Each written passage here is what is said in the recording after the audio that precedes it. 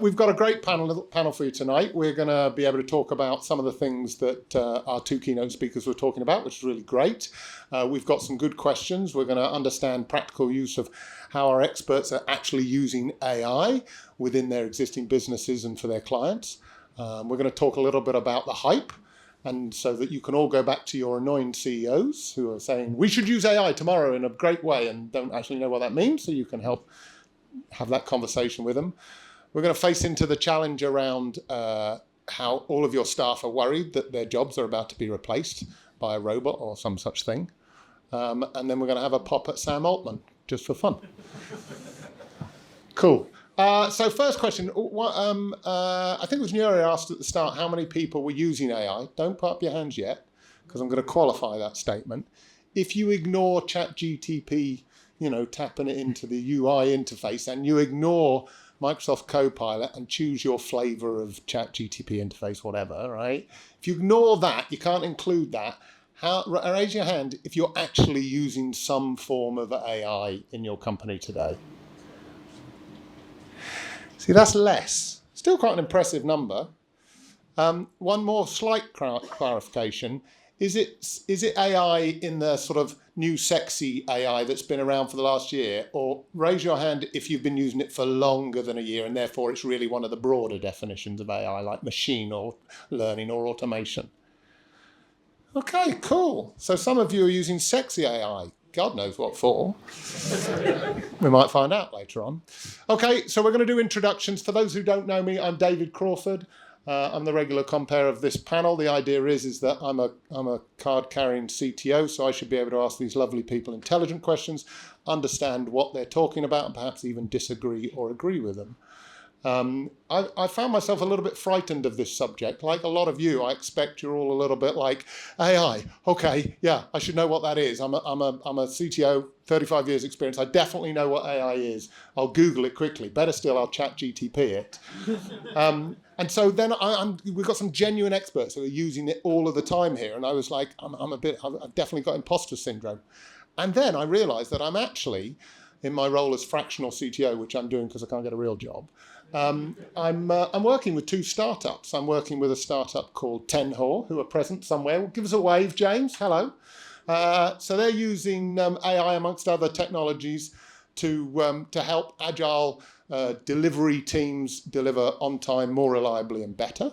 They've got a SaaS product for that. I'm giving them a bit of advice, so I know a bit about that. And I'm also working with a startup called Ingredefined, who are in the allergen detection space for restaurant menus, focusing off of Natasha's Law and Owen's Law. So it's a really important space, and they're using AI to try and help people who suffer from allergies to work out what's on menus so that they don't have problems. So that's really innovative. So a couple of practical applications of where I'm using AI in my business life. I'm going to hand over to the guys to introduce themselves, and perhaps they'll tell us a little bit about what they're doing and how AI impacts their lives. Hi, really delighted to be here. I'm Sophie Valentine. I'm VP Product Innovation at Helios. We are one of the larger and hopefully also one of the better care providers for children in the UK for who have neurodevelopmental and mental health needs.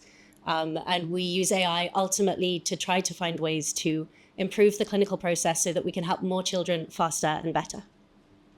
Brilliant. Thanks, Sophie. Over to you, Tim. Yeah, hi, my name is Tim Gordon. I'm a partner of Best Practice AI. I first used machine learning about a decade ago when I used it in the political world to do voter propensity modeling. Had all sorts of mixed reviews in the press, it's fair to say.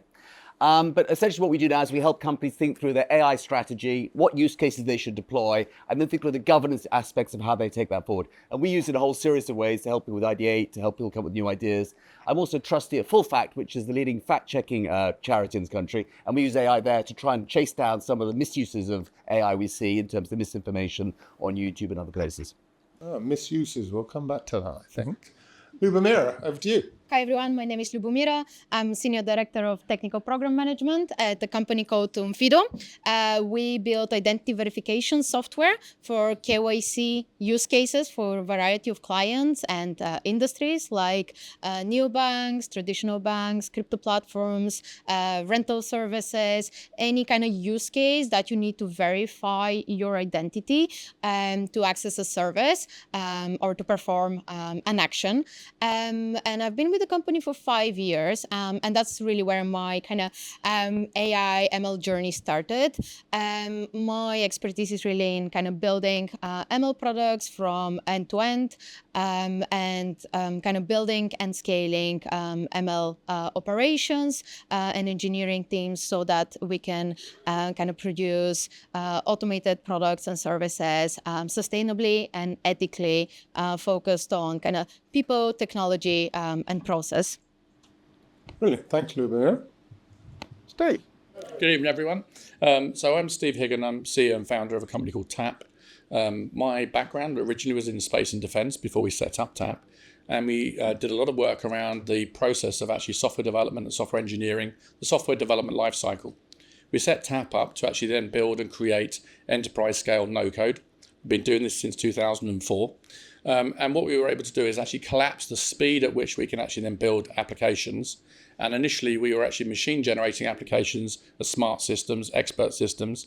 And then more recently, we've obviously then been using that with ChatGPT and other similar sort of services, to the point now where we're actually now building complete enterprise applications, not just code snippets, but the whole app. From the front end design, the implementation phase now is all machine generated, and you're building the complete app in around about 60 seconds. So the technology now is accelerating the pace at which you can build applications. It's helping you collapse the amount of time it spends to actually build an app, and to the testing, the costing of it. So huge benefits. So again, this is the area where we're actually focusing with AI at the moment.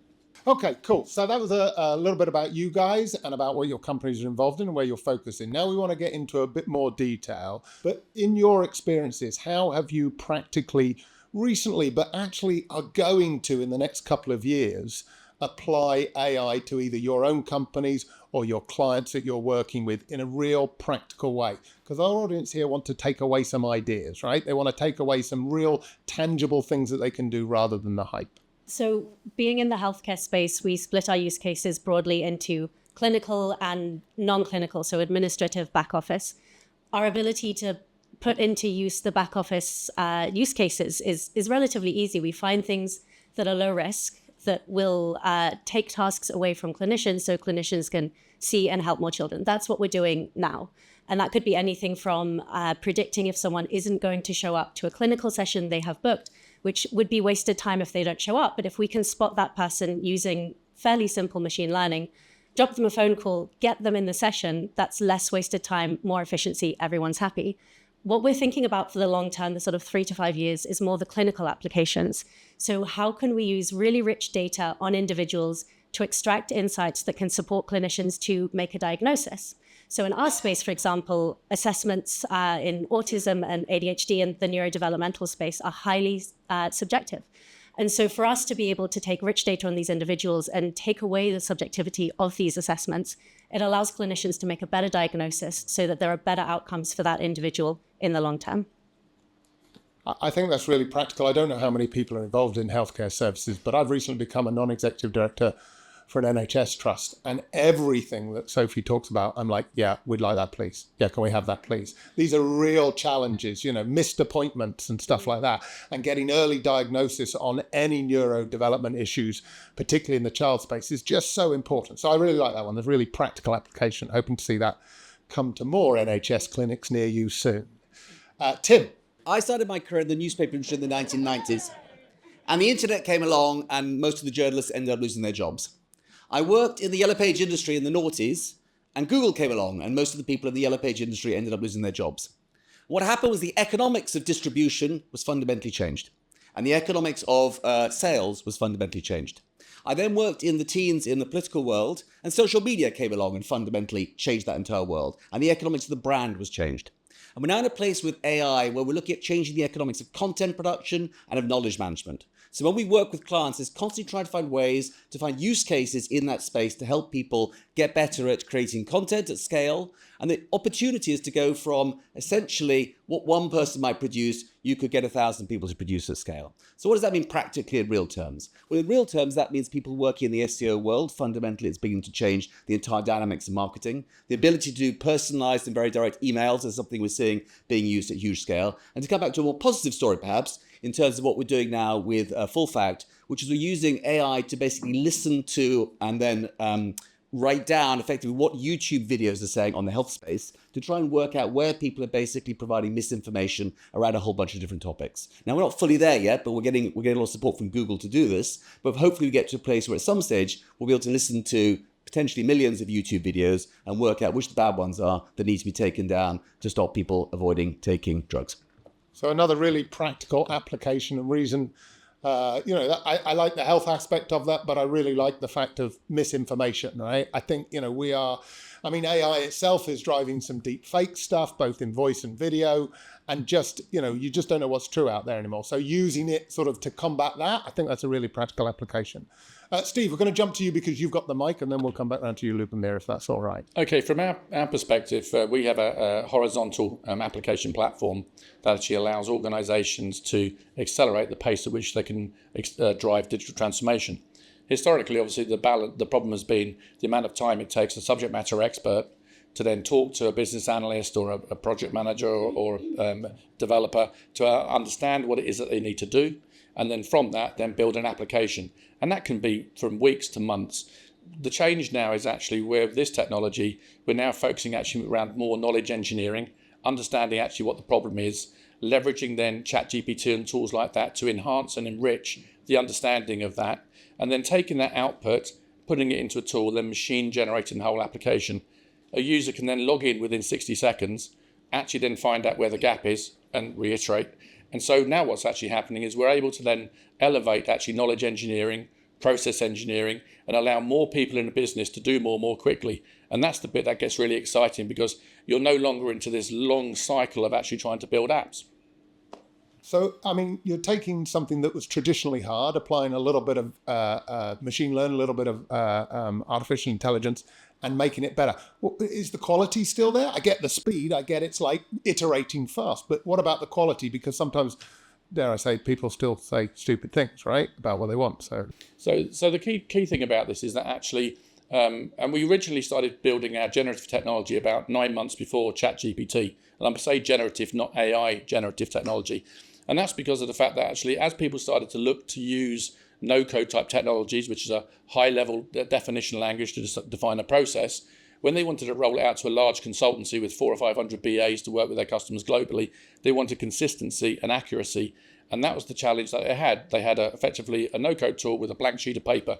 What this allowed them to do is then follow a very well-defined pattern for how you go through the discovery process with the customer, start to then bring and elevate that information and the data, which goes back to the original point, the original speech, about the fact that data drives all of this. And unless you understand your data, you're not going to get anywhere.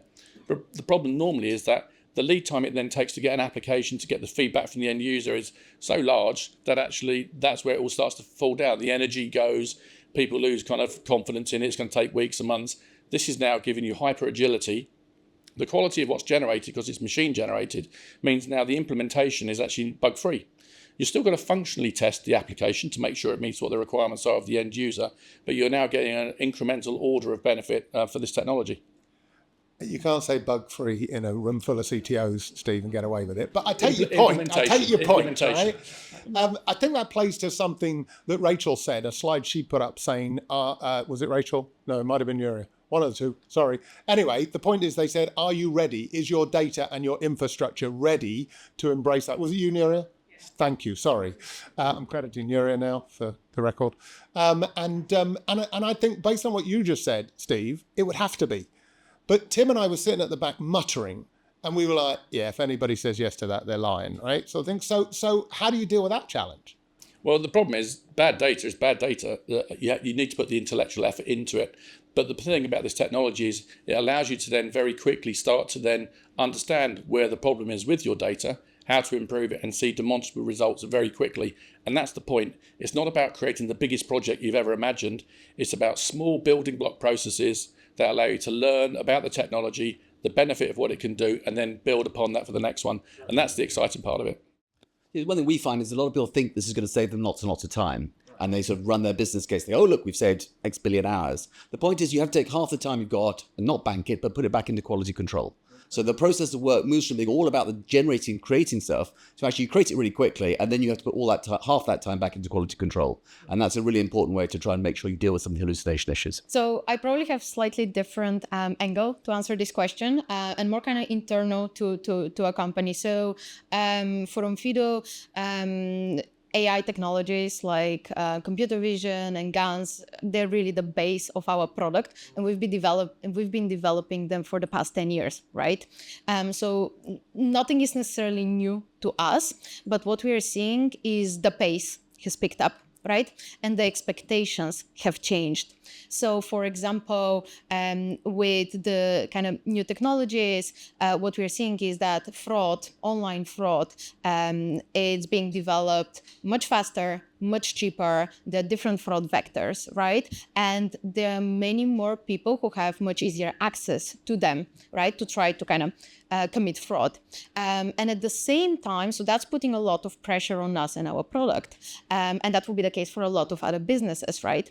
And at the same time, we do see kind of change in expectations from our leadership team, from our board, investors, stakeholders, from our customers and end users about the quality of our services based on a lot of the hype and the headlines that they're seeing about what these technologies now all of a sudden can do for them, right? So we have to, there are three things really. So we've been very mindful to really try to figure out ways to compress our iteration cycles, right?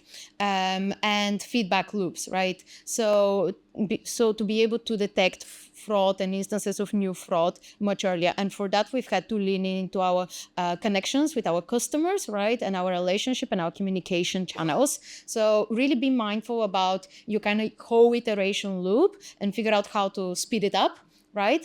And how you create value.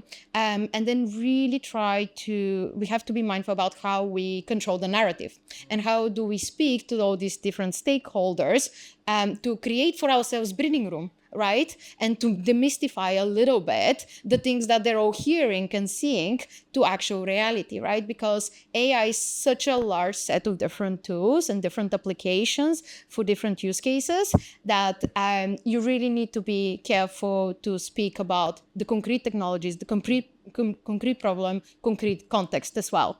So this is kind of what I think really people need to focus on for the next years, right? Right. So we just heard from all of you about a little bit of focus, pick your use case, small iterations, deliver value quickly, all of that kind of stuff. And actually, I really like what you were saying, Lubomir, about you've been doing this for 10 years. I think this is something that is slowly becoming aware in the AI community. The hype is dying down and people are going, this is just another badge for some stuff that's been around for a while and we're just pulling it together in a different way. So how do we deal with that hype with our boards, right? How do we go back to our CEOs who are like, my mate down the pub told me we've got to use AI. So I've given you a budget, go and do some magic with it. How do we deal with that from a technology perspective? Do we just say no? Or do we actually come up with something and it's not really new, it's the old stuff, but we've just rebadged it to repeat? How do we deal with that, Lubomir? Good question. You can't say no, first of all, because you're probably going to lose your job, quite frankly. I think the main thing is to be aware that if you don't put the effort to communicate and to control kind of the narrative and to craft the narrative and to educate, this kind of, the people and your stakeholders, they will form their opinions. They're just not going to be from you. So you really need to kind of, if that's maybe not necessarily your comfort zone or you don't like doing it, you need to do it, right? So I think, and then you have to realize that the way you talk about this to the different groups within your organization and outside is different. What your CEO and executive team might need to hear and the level of detail is different than what your employees need to hear, right? And your end users and your customers. So I really think we have to lean in educating each other and kind of having the conversation, and using data. Brilliant. Tim, what do you think? We think of this as the magic pixie dust problem, which is the chief executive turns up and goes, give me AI, magic pixie dust. And until about a year and a half ago, the punchline to most of our projects was, look, you need to go away and sort out your data plumbing. And, competitive advantage in AI does not come from doing AI. You can do that, you can spend some money and so on. It comes from being in a position to do AI.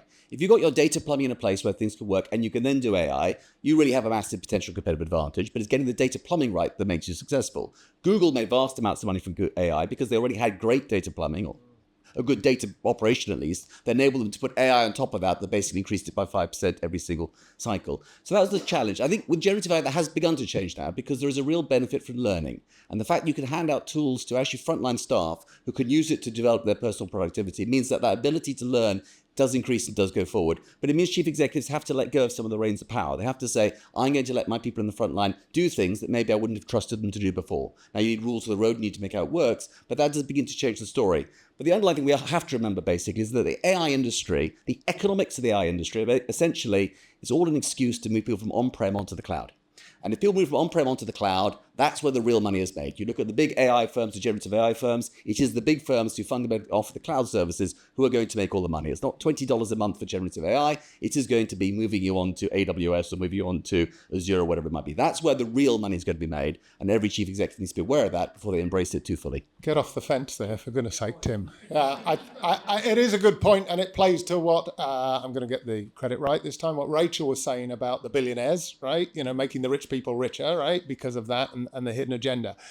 But I'm going to play the CEO role for a second there, Tim. I'm not quite going to let you off the hook, right? I still think I should be getting something from this AI, and you're just telling me it's data. But hold on, right?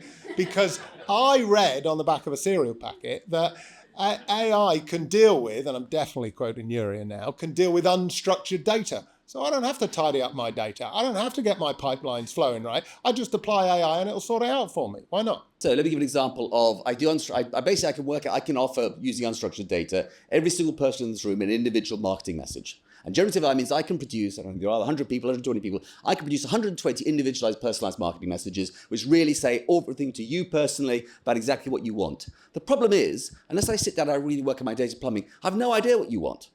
So I can produce 120 individualized messages, but unless I know what you guys individually want, so what? Who cares? It's of no use at all. And so the ability to basically understand the data and understand what, therefore, people want to receive, and if you like, close the loop between the generative ability to do things at massive scale and the underlying data ability to understand what people want, it doesn't work very well. Okay. I'm beginning to get sold, but I know I've got to sort my data out. So, Sophie, I'm now running the whole of the NHS. I've just promoted myself. And you're going to sell me your products, right?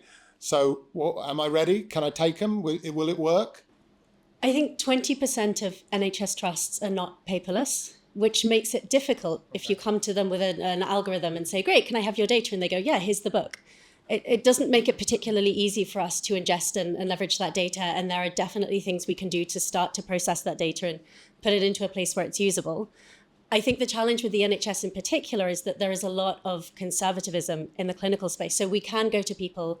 There are some excellent examples of companies who've built amazing products, amazing algorithms. They have 12 randomized controlled trials. They have nice sort of support, all of this stuff. You take it to the NHS and they go, it's actually really difficult for me to implement this into my procedures because it's the NHS and it's underfunded and it's not one organization, it's about 400 different organizations. You'll know this number better than I do.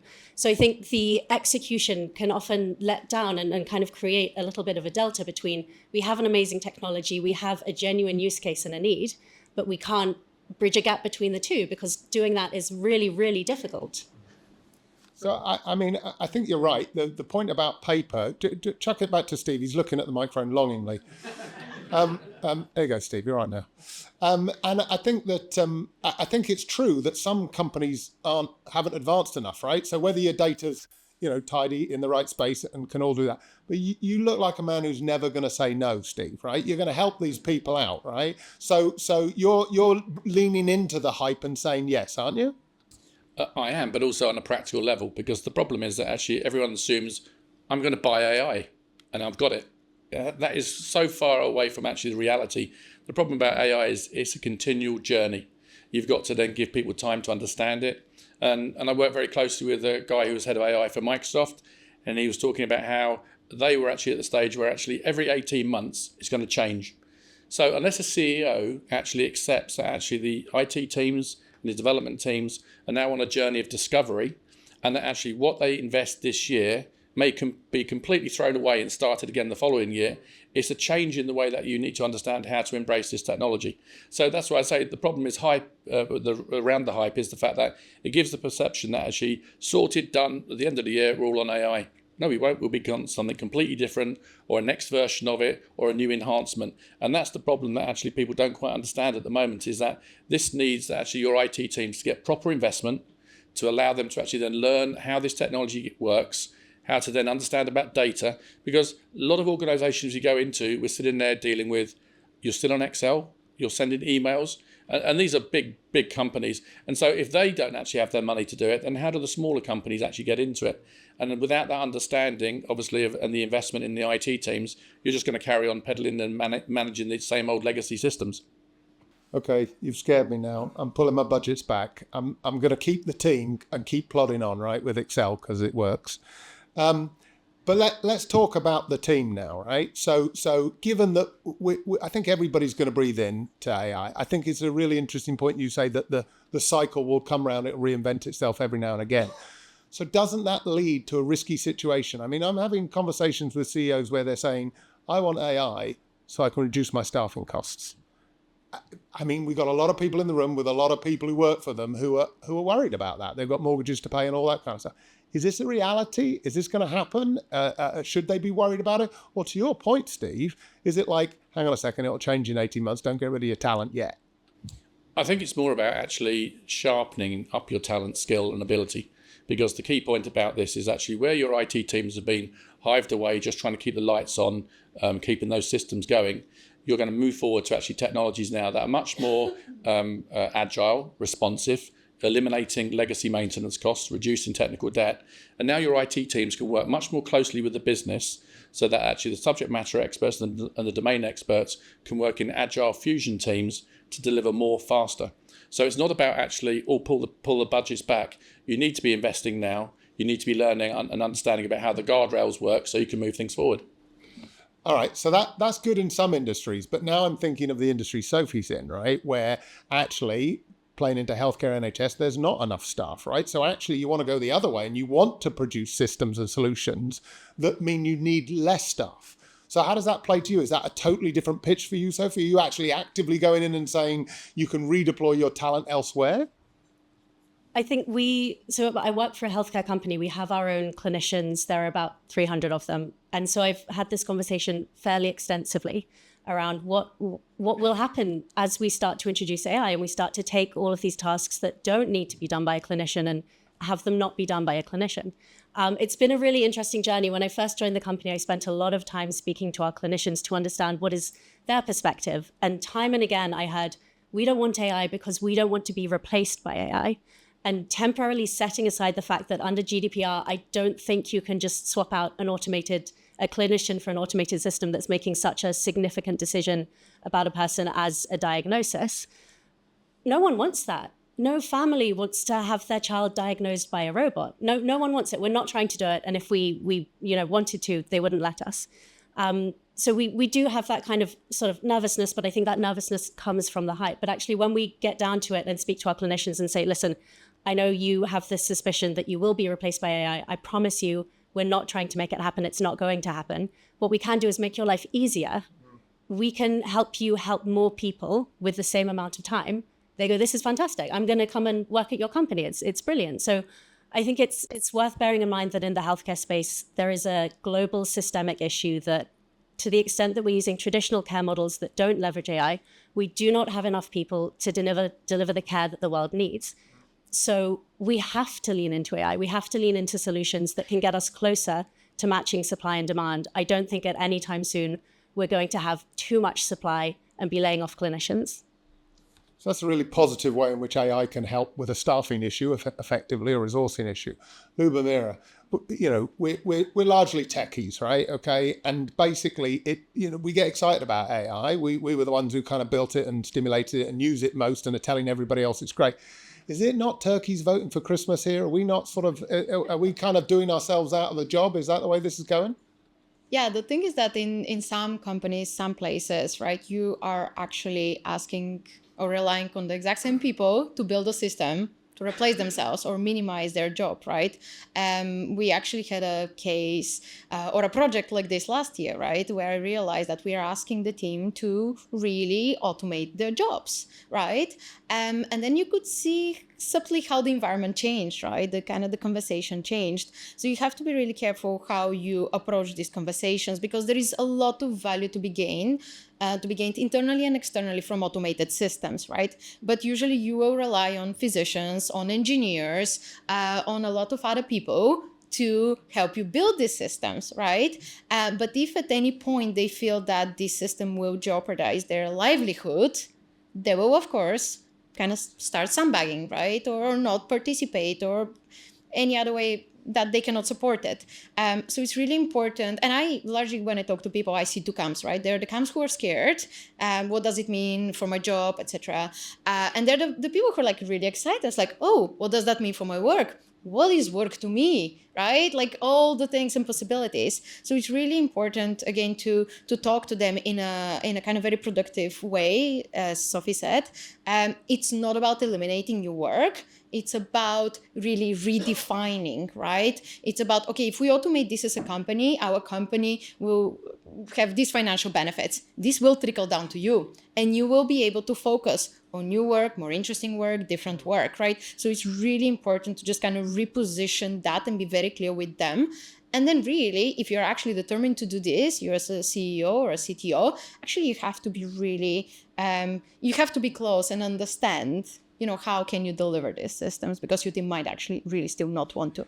I think I've heard that argument a few times. I think it's sensible. There's a little bit of low code, no code and the shift left philosophy and all of that kind of stuff. I don't know that it's happening. I think we still need some clever people who can do some shit around, right? Although, now somebody will tell me the name of it, launched yesterday on the internet, the AI software engineer. Somebody shout out the name? Devon, that was it. And that was kind of that. The internet went a bit wild for that for about 10 minutes. But that was like, they had robots and stuff, but it's not, it's virtual. But Devon is like actually being pitched as a software engineer, an AI software engineer who can do the whole thing. And we all know you can chuck your code into ChatGPT and it'll tell you whether it's any good or not, right? I wish I'd had that 30 years ago. Anyway, Tim, your clients, the people that you're advising and giving guidance to, they must be pressurizing you on this, saying we want to cut costs, right? So how do you position that? Do you go, well, you're not going to be able to, or do you kind of go, yeah, let's look at that? So let's take a step back. If I was working at a firm that wasn't investing in AI, I'd be more worried about my job than if I was working in a firm that was investing in AI. Because firms that invest in AI are going to have an economic advantage over time. And that economic advantage means they'll grow and they'll become bigger. And therefore, the jobs in that place are more likely to be secure. Now, I'm not saying it's the same jobs, because one of the challenges here is those mix of jobs are going to change. And this is why your point around ability to move on and change and so on is kind of key to this thing. And that's really, if I talk to kids and people worry what their kids need to do, it is that flexibility. This is one of the key things for the future. But you think about a whole series of spaces where, for example, we work in the law world. It is pretty clear, I suspect, in the next 5 years that AI is going to do more and more tasks in the law world. And fundamentally, that's going to bring down the cost of doing law, and it's going to change the way law works. But what happens when the cost comes down? Well, supply goes up. So therefore, we'll move to a world where actually the potential is there's a far bigger market out there because you can do more of this stuff with more of these tools out there. Now, that means there's an opportunity for people to go out there and grab new jobs and grab new roles and things to grow. And I think there are certain areas, like, for example, in the care space, where there is not a shortage of jobs and there won't be a shortage of jobs, and humans will continue to be valuable. So it's very easy to say that there's a real opportunity here around co-pilots and working with AI, and AI gives you wings and makes you be a million times better. I do, however, have to admit, I have a slight twinge in the back of my mind. The first great human being who was beaten by machine learning, computers, whatever, Garry Kasparov, who was beaten in the, ceased to be the world, well, he was finally beaten in chess back, a decade and a half or so ago. He spent a lot of time writing about centaurs. And centaurs are basically man plus machine, or human plus machine would beat humans on their own or machines on their own playing chess. And he spent a lot of time talking about how wonderful this was. And you look at some of the writing now about, how generative AI is going to work. We're hearing about cyborgs and centaurs in the same sort of language. That was great for a while. 5-6 years later, machines came along and just crushed anything else out there, and machines can now totally destroy any vestiges of humans. So I think there's a real risk here that a lot of these co-pilots are going to be learning from us, and at some stage they will replace us. I do believe, though, there will still be new jobs in the care space and so on. Humans will still be incredibly valuable. There will be more work, as we've seen in every cycle, but there will be people on the way through who will suffer, and we as a society need to think through how we manage against those people and support those changes. So I liked it until you did your little twitch at the back of your mind. So basically, you were kind of saying, no, we'll need valuable people all the time. AI is not as great as it's going to be, and don't worry too much. And there are other environments. It was all good, and then you went, the robots are taking over. You kind of flipped right at the end there, and it scared me a little bit. But I think we've got to bear that in mind, right? So listen, talking about that, we've heard about the hype. We've heard about some good practical applications, so that should ground us. We know how to deal with our CEOs and our boards now, so that's good. We know we're not sacking everybody. I can feel the audience visibly relaxing and thinking, let's go for a beer. So let's just finish off with a little quip and have a go at Mr. Altman. So the question is if Sam Altman is the genie of AI, then how do we get him back in the bottle? How do we deal with all of this? How do we contextualize this in the real world so that everybody can go home and go, I've got this. I can navigate this. Well, Sophie starts off. I don't think I want to put the genie back in the bottle. I think I want to keep the hype, particularly because, again, in the clinical space, there is a lot of conservatism. It's what my mum calls the great conveyor belt of life, where you have people who are in decision-making positions in healthcare systems who had their training 40 years ago. And so to them, no, of course we do it this particular way. We're not going to use AI. So I think those people often need a little bit of an extra push for us to get to a place where we are actually embracing the opportunity of these technologies. So I don't want to put the genie back in the bottle, but I do want to put the sort of shackles on the genie. I think we need responsible, particularly in the healthcare space, we absolutely need responsible use of AI. And there are so many examples. And if anyone wants to hear about them, find me later. I will stand on my soapbox and tell you all about them. There are so many examples where AI hasn't been used responsibly in the healthcare space, and people have died. And there are sexist and racist algorithms out there actively doing damage in society. And we need to be extremely thoughtful about the way we develop AI. Regulation will take a long time to come along. So there's a great responsibility of developers to say, hang on, I can do damage in the world if I listen to the hype, but I don't do it in a sensible way. So genie out, shackles on. Okay, so first, excellent. There you go, look at that. Just 2 points of order. One is that he's a genie, shackles aren't going to work. I'm just saying, right? And the second thing is I'd like to announce that Sophie's mum will be on the panel next week with that kind of philosophy. Tim, what about you? Should we do it in the bottle, out the bottle? What are we doing? So just to entirely sort of support what Sophie just said, I think there's a huge space here that needs regulating, that needs people to get involved in. Because think what Sam Altman is. Sam Altman is the first leader in the AI space who is not an academic. He's not a data scientist. He's something different. He's a venture capitalist. He's a guy whose job is to bring vast amounts of capital to a problem and move it forward. And so what's happened is, with the past sort of 3, 4, 5 years, we've seen the shift in power in the industry. And it's gone from being essentially controlled by academics and people who worry a lot about some of these ethical questions to essentially a power rush based on vast amounts of capital, which are driving things forward at great scale. So talent's control has been replaced by capital's control. And what we've seen is AI has gone from being something which is kind of complicated and hard to do to something which literally kids are driving the biggest use case for AI at the moment is kids doing their homework. And so you can clearly see this is something that's become a massive consumer product that used at massive scale as this thing's been unleashed. So that change has happened. The question I think now is, where is the power going to go next? And so to Sophie's point, regulation is one of the ways that I hope we're going to see increasingly moving towards putting some shackles, going to work, but putting limits and boundaries around what can happen. The bottle's out, the genie's out of the bottle, capital is unleashed, there's a very aggressive competitive race happening at the moment, and part of the challenge we've got to make sure is that the right people, hopefully all of us, are involved in trying to make sure that race goes in the right direction. And in fairness to Mr. Altman, I don't know why I'm being fair to him, but in fairness to him, he has called for legislation, right? He has called for some control around that. And I think he's almost sort of, well, he let himself out of the bottle. Now he's trying to shackle himself maybe a little bit. I saw him in London back May, whenever he was here, sort of talking about, so he talked about regulation in great details.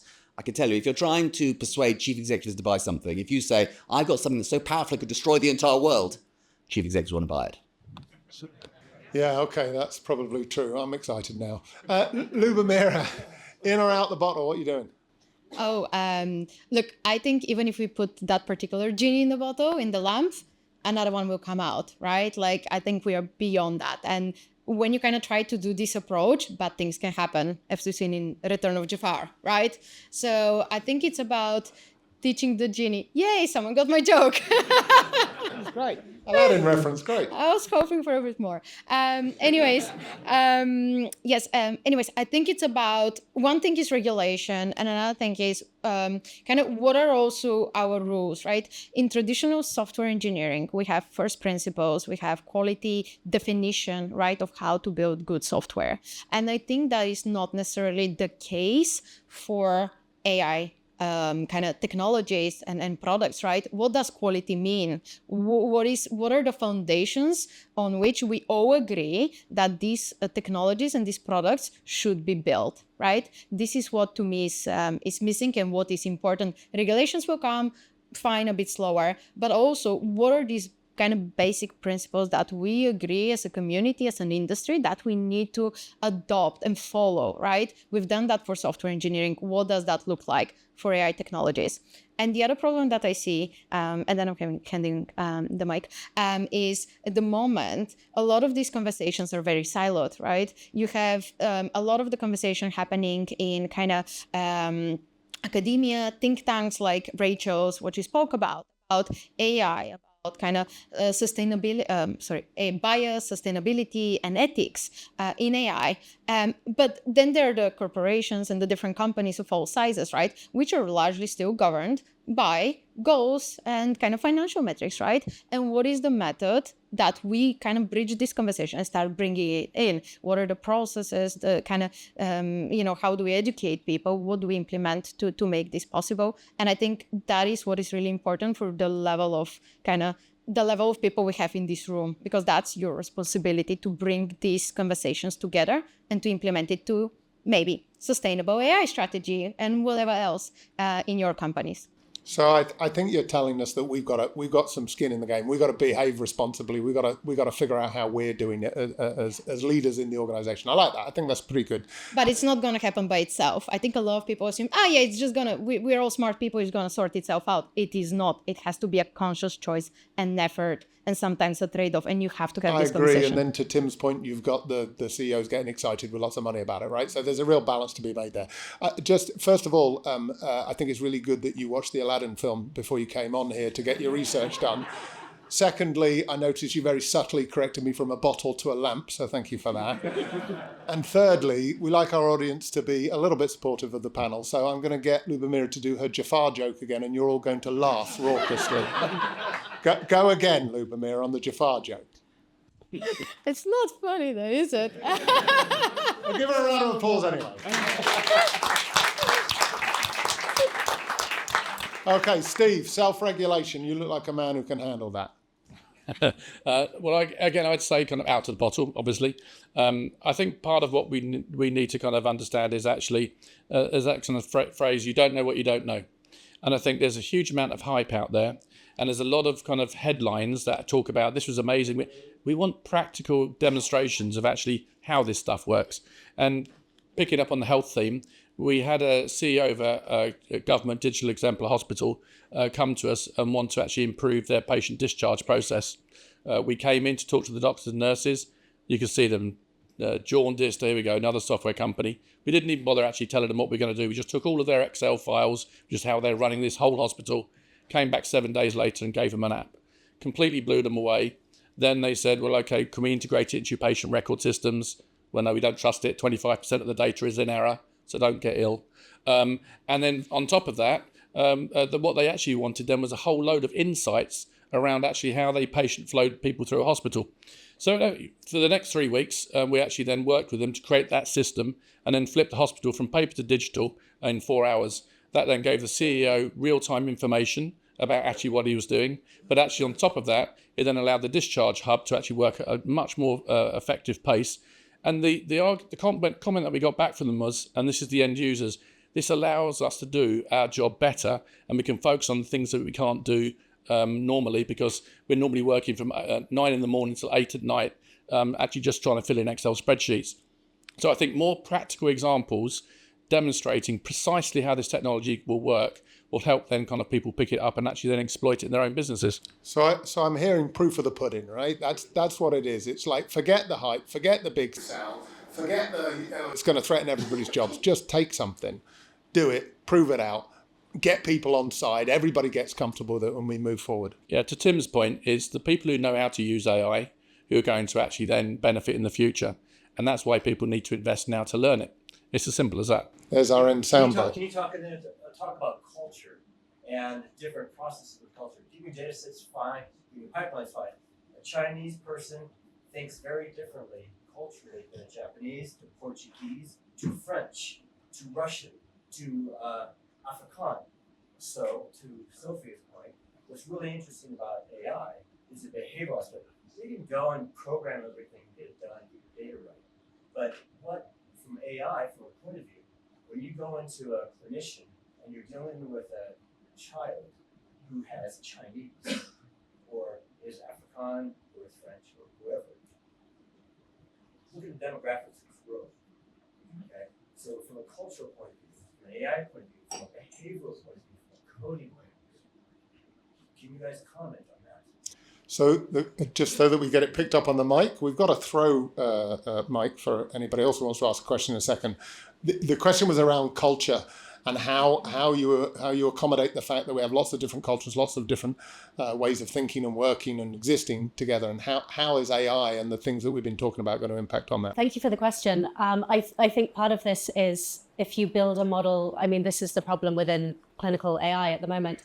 If you build a model within one group of people, will it work for another group of people? And that's no is the answer to that question. It doesn't. And I think we've seen, I think a week ago, Rishi Sunak's report came out on why don't pulse oximeters work? If you are a Black woman who has pigmented skin, small hands, and are wearing nail polish, they don't work. We don't validate these technologies in as many groups as we should. We validate it for the privileged few. But yeah, I mean, the technology, if you build it in one population and that's where your data comes from and that's where you validated it, you often can't pick it up and put it down in another population and it works as well. So you need to think about who is the population that you're using to develop this technology. I think in the clinical space, we have a lot of very homogeneous data sets, and there are some amazing people going out there and building data sets that are more heterogeneous. But it's a work in progress and it's very expensive. And I think personally, we need more incentives to encourage people to do that more. Okay, yeah, go for it, Lubomira. Just very quickly on that point, I think there is an illusion of generalizability, right, of a lot of these models. You think, okay, I developed this model, checked a lot of data, okay, great, it works for everybody. It's not the case. And I really do hope that we are coming really to a shared understanding that this is not the case. And again, it's part of a little bit of education that we need to, again, agree that's, it's a problem. And to the point of what are we going to do with this spared capacity, of possibly people having more time on their hands? Well, we need to be really more tuned to actually what are those micro problems or kind of use cases and what is the correct solution and then technological solution to them, right? So, yeah. Iceland was a launch customer for GPT-4. So when GPT-4 first came out, they wanted to go straight into using this technology because they thought it was going to be critical in terms of how their country interacted with the world and where it was going to go. Pretty soon they discovered that actually the GPT-4 was making up new words in Icelandic because it was taking a vast body of knowledge from across the entire English language world and turning it into Icelandic, and therefore it created all sorts of interesting new words that they're trying to work out whether or not they keep in the language or not. So there's a real issue here, potential issue here around actually the colonialism of this technology is quite worrying. So I know there are nations out there who are deeply worried they'll end up having to pay Microsoft to use their language. There's all sorts of concerns around this. However, there's also an upside, which is at the moment, coding is a solution to problems that's used by, I think, 5 or 6 million people worldwide. A very large chunk of them live in Silicon Valley, or they live in one part of the world. What happens with the problems that coding is solved at the moment, and actually we start using coding in the Rift Valley? What happens when people in Kenya can use coding? What sort of problems get solved then? And I suspect that there won't be issues around, do I get food delivered faster, or do I get my laundry done at 3 a.m? There'll be very different problems, and I look forward to a world where actually some of these coding tools get opened up to the world and solving the world's problems. Here, here. Luke, have we got time for one more question? Excellent. Luke is desperate to throw this mic to somebody. We've got one question, or time for one question. Make it a good one. Okay, this was a bit of a strange question. 2 letters, AI, taking over the world. But it's so many millions of different things. Is it more a case of it's like a CD that has good records on it and bad records on it? And how do we define that to a user when you can say AI is the answer to everything, but is it? Whereas like a CD isn't the answer to everything, it's just 2 letters, but it carries data, it carries music, it carries videos, etc., etc. So is there a way we can maybe define to people a bit better what these 2 letters actually are? What do you think? Right. So you're saying, is it like Duran Duran versus Led Zeppelin? Is that right? Okay, cool. I think we've got the context of the question. Sophie's up for this. Hooking onto the part of your question, is AI the answer to everything? This is something that a few of us were discussing just before the talk. I think for all of us who work in the space, the number of times someone has come to us and says, I would like to do some AI. And you go, okay, could you elaborate? What are you trying to achieve? I think, Nuria, you were saying earlier that someone came to you and said, I would love to do some AI. And you went, great, why? And they go, well, we want to sort of innovate. And you keep on going, why? And you go, why and why and why? And you go, well, that's a data that you have that already. You just haven't been using it. There are so many times where people try to do the kind of square peg, round hole thing and use AI where we don't need to use AI. And again, in the clinical space, if you have 2 algorithms and one is rules-based and one is AI, every single time it is safer and you should choose the rules-based because you can't necessarily predict how the AI one is going to work in the same way that you can for rules-based. So is AI the answer to everything? No, I think it's not. And I think a big part of this battle is a bit severe, but this mission that we're on is to understand what are the real use cases and what are the things where we're trying to fit that square peg in a round hole and should stop trying because it just makes everything so much more confusing. And I think it really clouds what AI can do that nothing else can do. And that's where we should be focusing using AI. Great. Is that a good answer for you? I heard Led Zeppelin. That's what I heard. So. Okay, we're going to wrap it up. Thank you very much, audience. If we could have a round of applause for Sophie, Tim, Lubomira, and Steve.